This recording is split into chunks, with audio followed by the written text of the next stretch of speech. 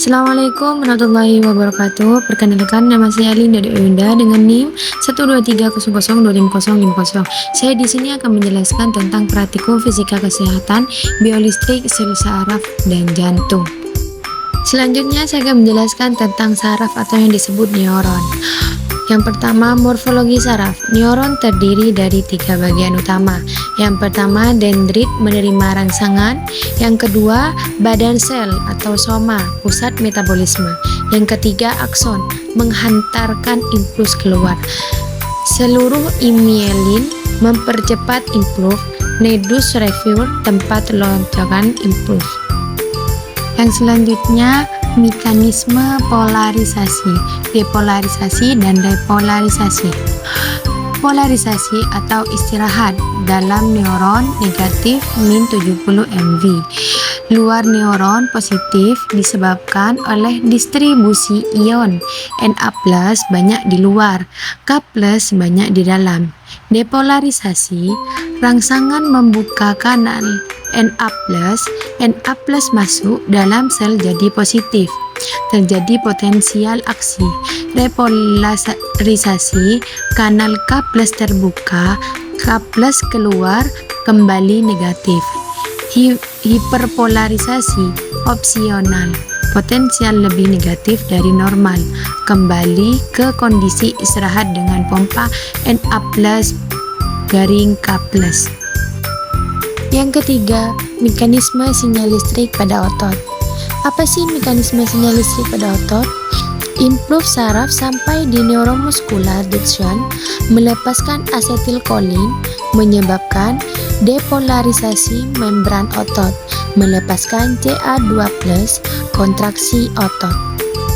Yang keempat, mekanisme sinyal listrik jantung. Jantung punya sistem listrik sendiri. Urutannya, nodus SA, pemicu utama pacemaker. Nodus AV, berkas His, serabut Purkinje. Selanjutnya saya akan menjelaskan tentang faktor yang mempengaruhi laju kelistrikan saraf, yaitu ada 3. Yang pertama, diameter akson atau yang disebut serabut saraf. Semakin besar diameter akson, semakin cepat impuls diantarkan. Karena hambatan listrik di dalam akson lebih kecil, sehingga aliran ion lebih lancar. Contohnya, serabut saraf motorik besar menghantarkan impuls lebih cepat dibanding serabut kecil seperti serabut nyeri. Yang kedua, selubung myelin cell. Akson yang dilapisi myelin menghantarkan impuls lebih jauh cepat. Myelin memungkinkan impuls atau melompat dari satu nodus ke nodus lain, disebut konduksi saltatori. Perbandingan bermyelin cepat, tidak bermyelin lambat. Yang ketiga, suhu atau temperatur. Suhu mempengaruhi kecepatan reaksi kimia dan saraf. Suhu hangat, impuls lebih cepat. Suhu dingin, impuls melambat. Contohnya, saat kedinginan, refleks tubuh jadi lebih lambat. Selanjutnya saya akan menjelaskan tentang skema lengkup refleks saraf. Yang pertama ada reseptor. Seseorang menyentuh benda panas, reseptor nyeri atau panas di kulit menerima rangsangan. Yang kedua, neuron sensorik. Reseptor mengubah rangsangan menjadi impuls saraf. Impuls dibawa oleh neuron sensorik menuju sumsum tulang belakang melalui akar dorsal. Yang ketiga, sumsum tulang belakang. Di dalam sumsum tulang belakang, pusat refleks, impuls diteruskan oleh interneuron ke neuron motorik. Pada refleks sederhana, impuls tidak perlu melalui otak terlebih dahulu. Yang keempat, neuron motorik. Neuron motorik membawa impuls keluar dari sumsum tulang belakang melalui akar ventral menuju efektor otot. Yang kelima, efektor atau otot atau kelenjar. Otot kontraksi sehingga tangan tertarik menjauh dari sumber panas. Reseptor ini terjadi otomatis dan cepat tanpa disadari. Selanjutnya saya akan menjelaskan tentang jantung. Morfologi jantung. Jantung terdiri dari atrium kanan dan atrium kiri, vertikal kanan dan vertikal kiri. Fungsinya kanan ke paru-paru, kiri ke seluruh tubuh.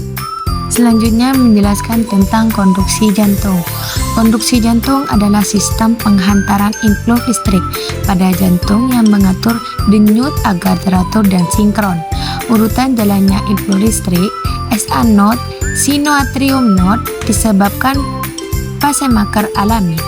Terletak di atrium kanan menghasilkan impuls pertama. AV node, atrioventricular node, menunda impuls sebentar, memberi waktu atrium berkontraksi. Berkas His mengantarkan impuls ke ventrikel. Serabut Purkinje menyebarkan impuls ke seluruh otot ventrikel, menyebabkan ventrikel berkontraksi. Skemanya SA node, AV node, berkas His, serabut Purkinje, kontraksi jantung. Perbedaan otot jantung luring dan polos. Perbedaannya jenis otot jantung, ciri berirama otomatis. Contohnya itu jantung. Jenis otot polos, cirinya tidak sadar. Contoh usus. Jenis otot lurik, cirinya sadar cepat. Contohnya otot rangka. Sekian dari presentasi saya. Apabila ada kesalahan dari penampilan maupun kata, akhirul kalam. Assalamualaikum warahmatullahi wabarakatuh.